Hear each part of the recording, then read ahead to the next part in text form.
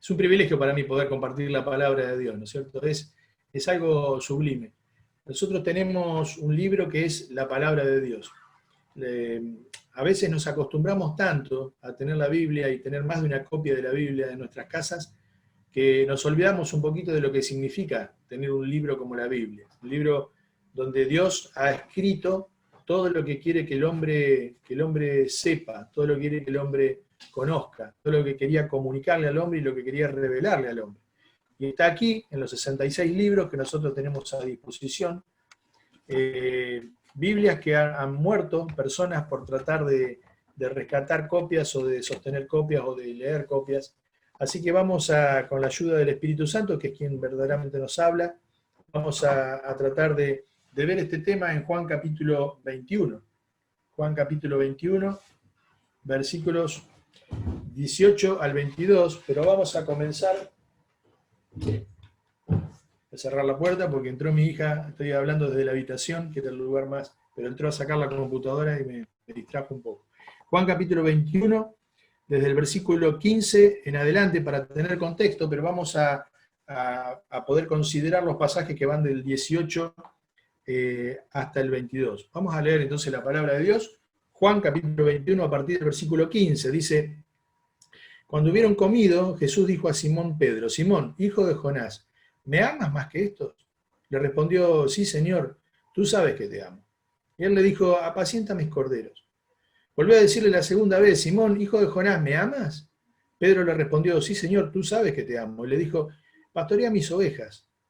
Le dijo la tercera vez: Simón, hijo de Jonás, ¿me amas?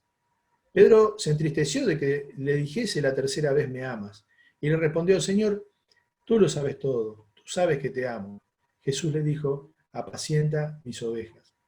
De cierto te digo, Pedro, cuando eras más joven te ceñías e ibas a donde querías. Mas cuando ya seas viejo, extenderás tus manos y te ceñirá otro, y te llevará a donde no quieras. Esto dijo dando a entender con qué muerte había de glorificar a Dios. Y dicho esto le añadió y le dijo a Pedro: sígueme. Volviéndose Pedro, vio que le seguía el discípulo a quien amaba Jesús, el mismo que en la cena se había recostado al lado de él, y le había dicho: Señor, ¿quién es el que te ha de entregar? Cuando Pedro le vio, dijo a Jesús: Señor, ¿y qué de este? Jesús le dijo: si quiero que él quede hasta que yo venga, ¿qué a ti? Sígueme tú. Es interesante este pasaje, ¿no es cierto? Si nosotros vemos el contexto, la vida de Pedro, Pedro había sido un líder desde siempre. Él tenía su empresa de pesca, así que cuando dejó las barcas, ahí siguió al Señor y siempre había sido un líder. Recuerdan que él le había dicho: Señor, no te conviene que mueras. También fue el que respondió: ¿quién dicen que soy? Y Pedro terminó diciendo: tú eres el Hijo de Dios, tú eres Dios, el Hijo de Dios viviente. Dice Pedro: bienaventurado porque el Espíritu Santo te reveló eso. Siempre a la cabeza Pedro, ¿no? Era aquel que ahí le había dicho: Señor, yo no te conviene, pero si vas al amor, yo voy a ir con vos. ¿Por qué no puedo ir a donde vos vas? Yo voy con vos. Si hay que morir, mi vida voy a poner por vos. Y Pedro dice: ¿tu vida vas a poner por mí? Le dice que es el Señor Jesús. Esta noche, antes que el gallo cante, vos me vas a negar 3 veces, Pedro. Pero cuando estaba ahí en el monte de Getsemaní, Pedro sacó una espada ahí y le cortó la oreja a Malco, queriendo defender al Señor, aunque después huyó. Y no estaba a los pies de la cruz. Pero cuando el Señor resucita, en un momento le dice a los discípulos: decirle a María, le dice: decirle a los discípulos y a Pedro que vayan, que yo quiero encontrarme con ellos. Distinguiendo la figura de Pedro, porque Pedro seguramente habría quedado muy avergonzado, muy entristecido, muy herido, ¿no? Después de decir tantas veces que él iba a poner su vida por el Señor, que iba a morir y que habiéndole negado, y aún dice que antes que el Señor Jesús cruzara las miradas con él, ahí en el patio de la casa del sumo sacerdote, donde estaba con los sirvientes y con los soldados, donde Pedro llegó a insultar, a decir malas palabras para demostrar que no era un seguidor de Cristo, ¿no? Y luego de que dijera todo eso y el gallo cantara, dicen que el Señor lo miró. Y esa mirada habrá quedado en la mente de Pedro y en el corazón de Pedro como una daga, ¿no? Y seguramente el Señor tuvo que decirle a Pedro también, era una manera de decirle a los discípulos y a Pedro, decirle a Pedro también que venga, ¿eh? ¿Y cómo habrá sido esa segunda mirada de reencuentro? Cuando el Señor le vuelve a mirar a Pedro Y Pedro habrá llegado avergonzado, habrá llegado allí, ¿qué me va a decir? ¿Me va a recriminar? ¿Qué va a pasar? Y seguramente el Señor no le recriminó, sino que con la mirada el Señor le habrá dicho todo, y le habrá abierto los brazos y lo habrá cobijado, y le habrá dicho, no pasa nada, Pedro, sigamos, ¿no? Yo te sigo amando, sigamos adelante. Pero llega acá donde el Señor lo va a confrontar ahí a Pedro, y 3 veces le va a preguntar si lo ama, ¿no? Y en realidad no es que le quedaban dudas al Señor. El Señor lo sabe todo. Y cuando suceden cosas en nuestra vida, no es que el Señor tiene dudas, ¿qué va a hacer este? ¿Qué va a pasar? ¿Eh? No tenía dudas que Abraham iba a levantar su cuchillo para matar a Isaac. El Señor lo sabía. El que no sabía si estaba dispuesto a levantar su cuchillo para matar a Isaac era Abraham. Y Pedro, en este caso, él necesitaba saber hasta dónde llegaba el amor. Pedro, vos me amás, claro, Señor. Y esa habrá sido la respuesta, sí, instantánea, como era Pedro. Y la segunda respuesta le habrá llamado la atención. Me volvió a preguntar, sí, te amo, sí, claro que te amo. Pero ya habrá sido pensando un poco. Y cuando le llega la tercera vez, dice de que se entristeció. Pedro se entristeció que le dijera, ¿por qué? Porque se daba cuenta que el Señor le estaba diciendo, ¿vos estás seguro de lo que me estás diciendo? ¿Vos te das cuenta de la profundidad? ¿Que vos me amás? ¿Te acordás que me dijiste que...? Y no habrá estado ese, pero en la mente del ser humano pasa todo eso, ¿no es cierto? Y Pedro habrá pensado, claro, yo ya le dije que lo amaba, que mi vida iba a poner por él, y terminé negándole, y terminé no estando a los pies de la cruz, y ahora que otra vez le voy a decir que lo amo. ¿Qué sigue, Señor? ¿Que mañana te voy a negar de nuevo y no lo sé? ¿No? Y ante este contexto el Señor ahora le va a decir, mira Pedro, ahora que te das cuenta de que en realidad yo te amé primero, porque no hay forma de amar primero al Señor, no hay forma de amar primero al Señor, porque Él nos ama antes de crearnos. Antes de crear todas las cosas, allá en el seno trinitario, manifestó su amor. Cuando Dios decretó, decidió que iba a crear al hombre, pero también decidió que le iba a permitir pecar.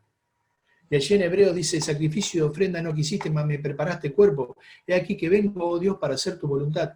Esa es la conversación del seno trinitario antes de construir, antes de crear todo. Y ellos ya estaban viendo que iba a haber sacrificio, pero eso no iba a ser suficiente. Y dice el Señor Jesús, yo voy a entregar mi cuerpo, porque yo los voy a amar, yo los amo. Entonces no hay forma de amar al Señor antes, porque Él nos ama antes de crearnos aún, antes de habernos hecho, antes de hacer el mundo. El Señor ya nos amaba. Entonces, sobre este contexto, ahora le dice, bueno, mira, Pedro, va a pasar algo. Y le va a decir algo a Pedro que no es agradable, no es lindo. Nosotros podemos estar dispuestos a morir por el Señor y podemos decir, yo quiero entregar mi vida al Señor y de hecho espero que todos lo hayamos hecho y queremos seguir al Señor. Pero el Señor le va a dar una noticia acá a Pedro que no es agradable para él. Le dice, mira Pedro, cuando vos eras joven te ceñías e ibas a donde querías. Claro, él tenía su empresa de pesca, ¿no? Y sencillamente Pedro era quien decidía, ¿vamos a pescar? ¿No vamos a pescar? ¿A quién le dijo el Señor Jesús que echara las redes de nuevo? A Pedro. Ah, Señor, pero estuvimos pescando toda la noche. ¿Con quién habló? Con Pedro, era el dueño de la empresa. Pero en tu nombre, está bien, si vos lo decís, la voy a echar. Y ahí tuvo la pesca milagrosa, ¿no es cierto? Donde Pedro se dio cuenta delante de quién estaba. Y le dice, bueno, vos cuando eras joven hacías lo que querías, Pedro. Más cuando seas viejo, y él le va a decir a Pedro, le va a comunicarlo cómo va a morir, qué le va a pasar. Más cuando seas viejo extenderás tu mano y te ceñirá a otro y te llevará donde no quieras. Dándole a entender, dice acá, con qué muerte iba, no, y fíjense que acá dice, no dice que iba a morir, iba a glorificar a Dios. La muerte de los santos glorificando a Dios. Pudiendo glorificar a Dios con la muerte. Vos no llegás a glorificar a Dios con la muerte de un momento para otro. Vos glorificás a Dios con la muerte si es la culminación de una vida de entrega al Señor, si es la culminación de una vida de amor al Señor, de servicio al Señor. Si no, la muerte da pena.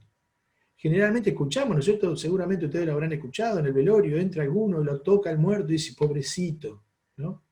Cuando los pobrecitos en realidad sí, si murió sin el Señor y está en el infierno, pobrecito, ¿no es cierto? Un estado irreparable. Pero si murió en el Señor, los pobrecitos somos nosotros los que quedamos sufriendo por la pérdida transitoria del hermano. Él no es ningún pobrecito.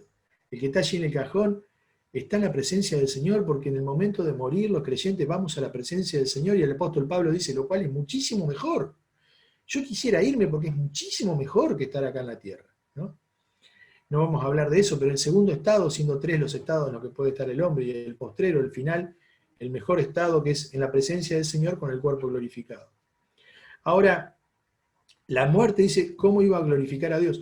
Ahora, fíjense todo el pasaje completo. Dice, de cierto te digo, cuando eras joven te ceñías e ibas a donde querías, mas cuando seas viejo, extenderás tu mano y te ceñirá otro y te llevará donde no quieras. Vos seguime, sígueme.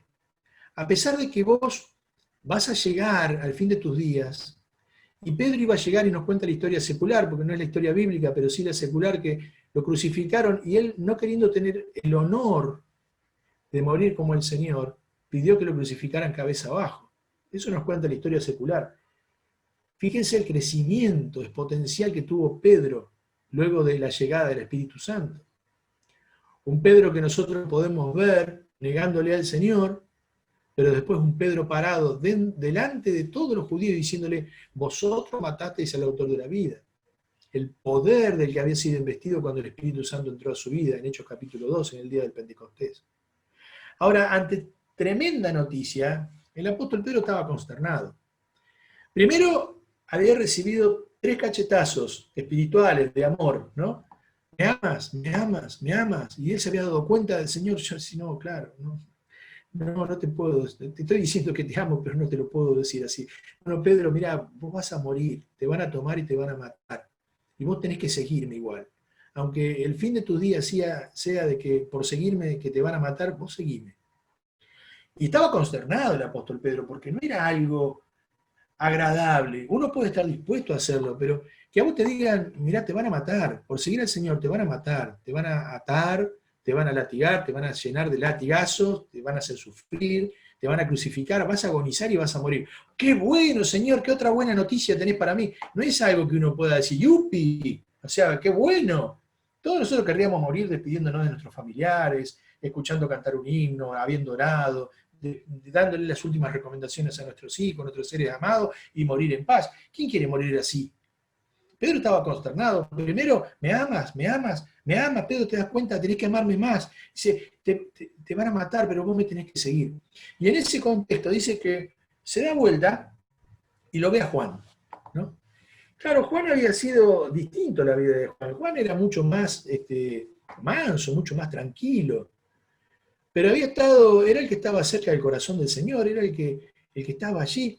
En la cena, en la última cena estaba sentado al lado, por eso dice, y se sentaban de una manera como de recostarse, ¿no es cierto? No había sillas como las que tenemos nosotros, sino como unos almohadones, unas alfombras, entonces se recostaba, por eso no es que estaba apoyado como si fuera un bebé sobre el pecho del Señor, estaba recostado para el lado del Señor, el que estaba más cerca, entonces le pregunta, preguntale Juan, preguntale vos, ¿quién es? Señor, ¿quién es? El que moja el pan conmigo. Pero no solo eso, Juan había estado a los pies de la cruz, no había sacado ninguna daga, no le había cortado la oreja a ningún sirviente, ni había dicho que iba a entregar su vida, pero entregó su vida. Estaba a los pies de la cruz, identificándose con el nazareno que estaba allí muriendo en la cruz, identificándose con el rey de los judíos. Y a los pies de la cruz estaba su madre, y el Señor Jesús lo mira, y Juan estaba entendiendo ahí que lo único que podía hacer era acompañar a su Señor.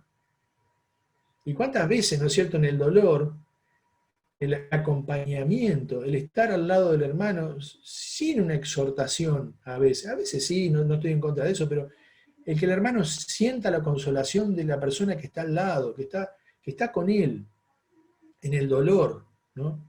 La mejor consolación es entender el dolor del otro. No es decirle, dale, que no es para tanto, es para mucho.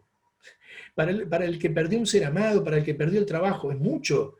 O sea, está confiando en el Señor, pero es mucho el dolor. Entonces hay que entender. Y ahí estaba Juan, a tal punto que el Señor lo mira y le dice, madre, he ahí tu hijo. Juan, he ahí tu madre. Y le pide a Juan que le reemplace al Señor como hijo de María. Fíjense lo que era el apóstol Juan para el Señor. Le dice a María, María, yo sé que el dolor de madre, aunque vos ya has entendido que tengo que morir, porque María no estaba desgarrándose, ni rogando que lo bajaran. Estaba llorando, estaba sufriendo, porque sabía que el Salvador del mundo nos estaba salvando, pero era su hijo en la carne y estaba llorando. ¿A quién le gustaría, por más que sea un héroe y que después de eso le den el premio Nobel y muchos se conviertan, a quién de nosotros nos gustaría que crucifiquen a nuestro hijo, aunque sea un acto para el Señor con el cual tenga los más ricos galardones en el cielo? ¿A quién de nosotros nos gustaría ver cómo asesinan en Irak a uno de nuestros hijos en el nombre del Señor? Estaríamos orgullosos, consolados y estaríamos bien, pero estaríamos tristes como estaba María. Y Juan estaba ahí y le dice: María, tu hijo va a ser Juan ahora. A vos te va a faltar alguien que llegue a la casa. María, va a haber un hijo menos. Ya no vas a tener un lugar menos donde visitar. Ya en la mesa del domingo va a faltar uno y vos vas a saber que estoy en el cielo, pero va a faltar uno ahí en esa mesa. Pero no va a faltar nadie, María, porque ese lugar lo va a ocupar Juan. Y dice que a partir de ahí Juan la recibió a María como si fuera su madre, ¿no? En su casa, y ocupó ese lugar. Es interesante porque si nosotros vemos la historia de los apóstoles, todos los apóstoles murieron por martirio. Todos los apóstoles sufrieron el martirio. Pero 11 de los 12, si no contemos a Judas, ¿no? Sino que fue reemplazado por Matías, tenemos los 12 de nuevo, 11 murieron de una forma cruenta, asesinados, aserrados, traspasados por espada, crucificados. Todos los 12 sufrieron el martirio, pero solo 11, dice la historia secular, que murieron por ese martirio, siendo Juan el único que no. Cuenta la historia secular de que Juan fue sumergido en una olla de aceite hirviendo. No sabemos si eso es verdad, porque es la historia secular, pero se cuenta que en el Coliseo romano fue sumergido en una olla de aceite hirviendo, delante, como un espectáculo allí, y dice que Juan estaba cantando un himno, y mientras fue sumergiéndose en la olla de aceite hirviendo, él siguió cantando un himno, y nada de lo que el aceite no pudo quemarle, no le hizo absolutamente nada, así que lo sacaron de ahí y él seguía cantando himnos. Y allí fue cuando lo desterraron a la isla de Patmos, donde él recibe la revelación del Apocalipsis, escribe el Apocalipsis, y se cuenta de que él después terminó como anciano, como pastor en la iglesia de Éfeso, donde murió de más de 100 años. El único que no murió por el martirio, aunque sufrió el martirio. Porque tener que ver la olla de aceite hirviendo que te están por meter, por más que vos estés cantando y confiando en el Señor, te aseguro que te debe hacer erizar los pelitos, por lo menos, ¿no es cierto? Te debe de poner todo en alerta. Ahora, estábamos allí entonces y Pedro se va a dar vuelta y lo ve a Juan, ¿no? Dice: bueno, claro, Señor, sí, está bien. Yo te negué, no te amo todo, pero yo voy a tener que sufrir el martirio y te tengo que seguir igual. Está bien, sí, yo estoy dispuesto está bien, bueno, bien. Pero se da vuelta y dice: ¿y este? Porque si yo, que fallé en todo eso, me pedís esto, este que es el que anda joya, este que está muy bien, que anda en un genio, le dejaste a tu madre, ¿y este qué? Este va a sufrir 3 martirios, me imagino. O sea, con uno no va a alcanzar, porque él está mejor que yo. Entonces el Señor ahí le va a responder, le decir: si yo quiero que él quede hasta que... No está diciendo que Juan no iba a morir, sino que le está diciendo: mira, yo voy a hacer lo que quiera con él, y voy a hacer lo que quiera con vos. Mira, mi voluntad para vos es una, para él es otra. Vos no tenés que preocuparte por qué es lo que yo voy a hacer con Juan. Vos seguime a mí. Y fíjense la respuesta, dice: si yo quiero que él quede hasta que yo venga, versículo 22, queda a ti, sígueme tú. Y lo podríamos poner poniéndolo en palabras modernas, ¿no es cierto? No en las palabras de 1960, decía: si yo quiero si yo quiero hacer lo que quiera con él, ¿a vos qué? ¿A vos qué te importa? ¿Qué tiene que ver con vos? Vos seguime a mí. Vos concentrate en seguirme a mí. No importa lo que hacen los otros miembros de la iglesia, no importa si estás de acuerdo o no con el anciano, que debería estar de acuerdo, y si no estás de acuerdo, orar y sujetarte lo mismo, por supuesto. No importa si en otra iglesia, vos seguime a mí.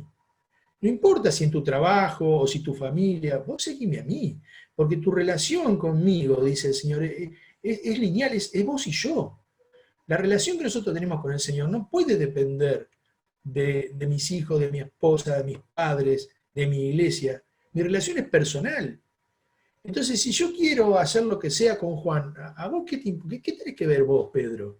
Vos seguime a mí. Y es lo mismo que nos dice a nosotros hoy el Señor. Mirá, pero no, lo que pasa es que, Señor, mirá el otro, y mirá este, mirá, vos no te preocupes, Manuel, Guille, More, Carlos, vos no te preocupes por lo que pasa, vos seguime a mí, vos mírame a mí, seguime a mí, porque vos vas a tener que rendirme cuenta a mí. Ahora, seguir al Señor es interesante, ¿no? Porque cuando hablamos de seguir, podemos hablar y podemos definirlo, es andar tras los pasos de alguien. Seguir no es lo mismo que acompañar, y no es lo mismo que guiar. Guiar es ir adelante para abrir el camino y decirle por dónde tiene que ir, y a veces queremos hacer eso con el Señor, ¿no? Vamos nosotros a hacer la obra, ¿no? Señor, seguime, ¿no? Señor, bendecime, voy a hacer esta gran obra para vos. El otro día vi un hermano que puso, en Dios haremos grandes proezas. Bueno, bien, si el Señor te lo pide, pero yo no entiendo cuál es o sea, tu meta es hacer grandes proezas, y si el Señor quiere que la proeza sea que vivas como Él quiere en tu trabajo, en tu fábrica, ¿pensás que eso es menor? ¿Eh? Entonces, el Señor va a hacer lo que quiera con vos. Y no te pide que vos abras camino y lo guíes. Pero tampoco te pide que lo acompañes, no te dice ponete al lado mío. Él dice, sígueme. Y seguir es ir tras los pasos de alguien. Si nosotros vamos a seguir a alguien, tenemos que ir exactamente pisando donde esa persona a la que seguimos está pisando. Tenemos que mantener un ritmo, porque si nosotros nos detenemos y vamos caminando lento, se aleja y ya podemos perder el camino. Tampoco podemos desviarnos, porque cuando vos te desvías, al principio es interesante, vos estás siguiendo a una persona y si no vas exactamente la misma línea, te desvías apenitas, al principio parece que todavía lo estuvieras siguiendo, ¿no? Te desvías apenitas nada más, un pequeño ángulo, y los primeros 100 metros todavía estás atrás de él, los primeros 200 quizás todavía estás atrás, pero cuando pasan los metros y pasan los kilómetros, ya no estás siguiéndole, ya agarraste para otro lado. Y así es cuando nos desviamos del Señor. No nos desviamos de golpe. Nos permitimos pequeñas cosas que hacen un pequeño ángulo. Y parece que es aceptable, que todavía lo estamos siguiendo. Pero cuando queremos acordar, estamos separados del Señor. Y separados de Él, nada podemos hacer. Ministerialmente, Juan capítulo 15, separados de mí, nada podéis hacer. Ahora, para seguir al Señor, hay 4 cosas, por lo menos, que nosotros tenemos que dejar. Y vamos a ir al Evangelio de Mateo para ver estas 4 cosas que tenemos que dejar para poder seguir al Señor. Mateo capítulo 4, en el versículo 20, vamos a encontrar precisamente el llamado de Simón, Pedro, ¿no es cierto? Y de Andrés, su hermano, cuando estaban aquí en la barca. Y fíjense, andando Jesús junto al mar de Galilea, vio a 2 hermanos, Simón, llamado Pedro, y Andrés, su hermano, que echaban la red en el mar, porque eran pescadores. Y les dijo, venid en pos de mí, y os haré pescadores de hombres. Ellos entonces, dejando al instante las redes, le siguieron. Lo primero que nosotros tenemos que dejar es las redes. Para poder seguir al Señor tenés que dejar las redes. ¿Qué son las redes? Fíjense que las redes era el instrumento de pesca que ellos tenían, pero eran redes grandes. ¿Podían haber seguido al Señor con las redes a cuesta? No era posible. Eran pesadas, porque si bien la red es liviana, es de un hilo fino, bueno, ahora de un hilo de nylon, antes no existía el nylon, sería de algodón seguramente, pero en la extensión de la red, si vos querés, si alguna vez viste una red de pescador, no de los que somos novatos y con una recita de 2 metros queremos hacer algo, sino esas redes que miden 100 metros, grandes, con una red de eso y más de una a cuesta siguiendo al Señor, era imposible. Pero a la vez la red simbolizaba algo, era la actividad que tenían ellos. El Señor iba a recorrer toda Palestina, iba a recorrer todo Israel predicando. ¿Cómo hacían para poder seguirle si querían seguir con su empresa de pesca? No podían. Ahora, en ningún lado la Biblia se interpreta a la luz de la Biblia, ¿no es cierto? En ningún lado dice que nosotros tenemos que dejar de trabajar, muy por el contrario, la Biblia dice que no trabaja, que no coma. Siendo esa consecuencia lo que motiva a salir del pecado. No es un castigo, si no trabajo que no coma, que sufra hambre, no. Es que el hambre es motivadora. Vos podés ser un vago, no querés trabajar, pero al tercer día de no comer vas a ir a hacer lo que sea por darle comer un sándwich. El hambre es motivadora, te va a sacar de esa situación de vagancia, ¿no es cierto?, de no querer trabajar. Entonces la Biblia no manda no trabajar, al contrario, manda que seamos buenos obreros, manda que demos testimonio en el lugar que estamos. El problema es que las redes son las ocupaciones que nos impiden seguir al Señor. ¿Qué pasa si es un trabajo Te ofrecen un mejor trabajo, pero tenés que trabajar todos los sábados y domingos. ¿Te conviene? Y bueno, no, lo que pasa es que gano 5.000 pesos más, yo necesito la familia, los chicos, el alquiler, claro. ¿Y la fe en el Señor? ¿Y la fe donde vos decís, esto no puede ser el Señor, porque si yo agarro un trabajo los domingos nunca más me congrego? Entonces, las redes son las ocupaciones que no me convienen. Claro, a veces te toca un franco rotativo, tenés, y te toca trabajar un domingo, o circunstancialmente no podés ir a la iglesia porque tenés que trabajar, es una vez, es una excepción. Pero cuando vos tenés una regla, no podés. Y si te ofrecen un bar donde tenés que despachar bebidas, y yo no creo que tomar alcohol sea pecado, el exceso de alcohol, aunque sea en una mínima medida, es pecado, ¿eh? No tiene que controlarlo absolutamente en nada, pero en sí el alcohol no es pecado. Ahora, si vos estás en un lugar por la noche, sirviendo en una barra de un boliche, sirviendo alcohol, es trabajo, ¿no? Yo voy porque trabajo. No te conviene, es una red que te ata. Es una red que te impide seguir al Señor, que mella tu testimonio, que te coloca en un lugar que vos no tenés que estar. Entonces, ¿qué son las redes? Bueno, lo primero que tenemos que dejar nosotros son las redes, que es cualquier ocupación que te impide seguir a Dios. Donde ahí tenemos que aplicar la fe. Y por supuesto, esperar el momento, hay que ver cada cosa. No es para que salgan a renunciar a sus trabajos y se dediquen a pintar la iglesia toda la semana ni nada por el estilo, sino para que pensemos si hay alguna ocupación que nos esté limitando en el servicio y en el seguimiento del Señor. Pero en segundo lugar, Mateo capítulo 8, en el versículo 22,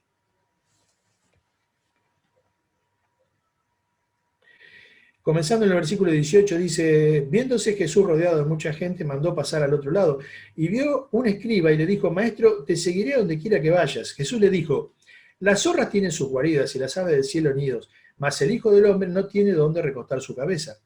Otro de sus discípulos le dijo, Señor, permíteme que vaya primero y entierre a mi padre. Jesús le dijo, sígueme, deja que los muertos entierren a sus muertos.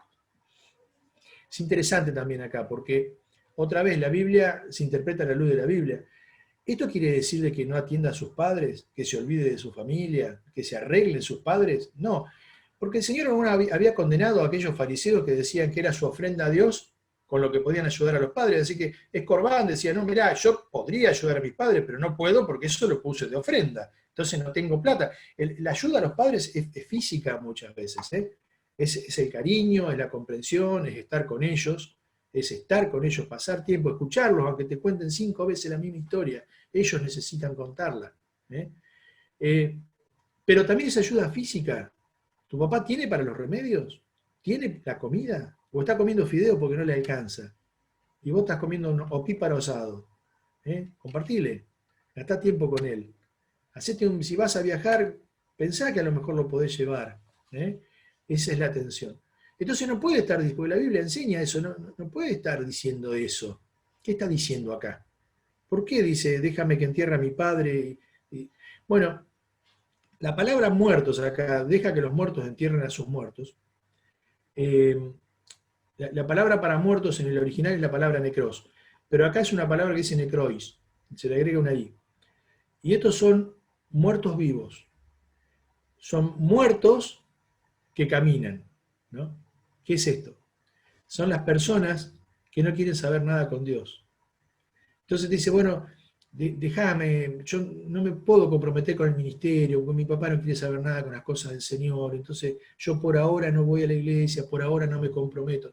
De eso te está hablando. Dice, deja que los muertos entierren a su muerto. Esos muertos vivos, esos que no quieren saber nada con el Señor, vos predicales, pero no te ates a ellos. Son las relaciones tóxicas, no está hablando solo de los padres, está hablando a lo mejor de una novia, de un novio. Pero yo la quiero, ella es inconversa, pero la quiero, es buena chica. Mirá, que sea inconversa no quiere decir que sea mala chica. La moral no es excluyente de los creyentes. La moral tiene que ver con el entorno, tiene que ver con la crianza, tiene que ver con los principios morales que cada persona tiene que ver con los principios que Dios escribió en la creación del hombre, en el corazón del hombre. Los principios morales vienen de Dios, es una de las perfecciones de Dios que son comunicables al hombre, y nosotros creemos en el bien y en el mal y sabemos distinguir porque Dios nos ha capacitado para eso y nos distingue de los animales que no pueden reconocer el bien del mal. Entonces, las personas tóxicas no quiere decir que sean que sea inconversa no quiere decir que sea mala. Hay muchos inconversos, muchas personas que no conocen al Señor que tienen mejor moral que algunos creyentes. El problema es que son necrois, son muertos vivos, son muertos que caminan. ¿Qué puede tener la muerte con la vida? ¿Qué tiene la oscuridad con las tinieblas? Te dice 2 Corintios capítulo 6. No os unáis en yugo desigual. Entonces, una novia que no conoce al Señor, no puedo. Un novio que no conoce al Señor, no puedo continuar con esa relación. No puedo considerar esa relación. No solo eso, un noviazgo que no quiere glorificar al Señor. Sí, soy creyente, voy a la iglesia, pero nada más. Y quiere tener tipo de relaciones carnales, no glorifican al Señor. Son relaciones tóxicas, son relaciones que no convienen, son malas relaciones, entonces son ese tipo de relaciones las que tenés que dejar. Tengo un socio que bueno, a él no le gustan algunas cosas, tratamos de ganar plata de otra forma, relaciones malas. Entonces lo primero que yo tengo que dejar son las redes. Cualquier tipo de ocupación que me pueda atar y limitar en mi servicio al Señor. Pero en segundo lugar son las malas relaciones. Personas que nos impiden seguir al Señor. Vamos a avanzar al capítulo 9, porque ya se me fue el tiempo. 9 en el versículo 9. Dice, pasando de allí vio a un hombre llamado Mateo que estaba sentado al banco de los tributos públicos y le dijo, sígueme. Y él se levantó y le siguió. Este Mateo estaba sentado y cobraba impuestos. Y era un judío, ya de por sí era un traidor por estar asociado a los romanos para oprimir al pueblo de Israel, del cual era parte. Pero no solo eso, sino que el impuesto romano lo capitaban, quiere decir, como hace hoy PAM y algunas obras sociales, en el buen sentido que lo hacen ellos, ¿no? Pero en ese momento le decía a Mateo, bueno, mira, vos me tenés que dar 1.000 pesos por habitante. Lo que saques extra es tuyo. Entonces, claro, ¿qué hacía Mateo? Se convertía en un opresor más que los romanos. Porque cuanto más le cobrara, más le lograra sacar a un judío, más le quedaba a él, ¿no? Entonces era terrible. Por eso eran tan mal vistos, por la doble traición, ¿no? Por la opresión que hacía sobre el pueblo y por estar asociado a los romanos. Ahora fíjense que él dice, no es que se llevó el banco, no es que estaba sentado al banco y se levantó y le dejó todo. ¿Qué era eso? Era pecado. Y sencillamente hay que dejar el pecado. Algo que parece tan sencillo, ¿no? Dejar el pecado. El pecado a veces son pecados que nosotros es fácil, ¿no? Claro, vos estás en una relación inmoral, es pecado, lógico. Estás estafando, estás robando en tu trabajo, es pecado. Pero cuando vos pasás un certificado y realmente no estás enfermo porque querés no ir a trabajar, también es pecado, ¿no? Y parece que si fuera un fin loable no estaría tan mal a veces, ¿no? Espero que para ustedes sí esté mal. O cuando trabajas mal en tu trabajo, es pecado. Porque nosotros somos hijos del Rey, tenemos que vivir de una manera digna. Efesios capítulo 4, vivan como es digno de la vocación a la que fuiste llamados. Nosotros tenemos que ser los mejores trabajadores, los mejores estudiantes, los mejores esposos, los mejores hijos. Porque lo hacemos para el Señor, porque dependemos del Señor, porque somos del Señor, porque somos guiados por el Señor. No hacerlo de la mejor manera es pecado. Al que sabe hacer el bien y no lo hace, le es contado por pecado. Y si vos vas a tu trabajo a pasar el tiempo y no sos un buen trabajador, más allá de lo que te paguen.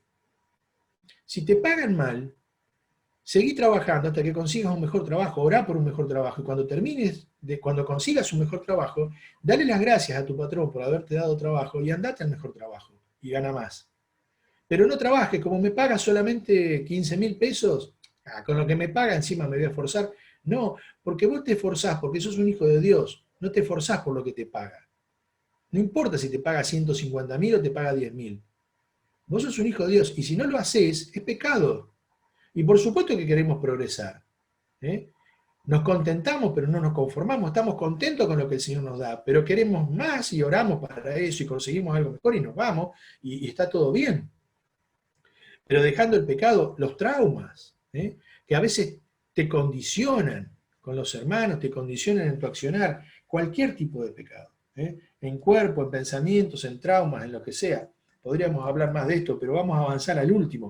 Vamos a Mateo capítulo 19. Este es el último. Terminamos, tranquilos. Capítulo 19 de Mateo.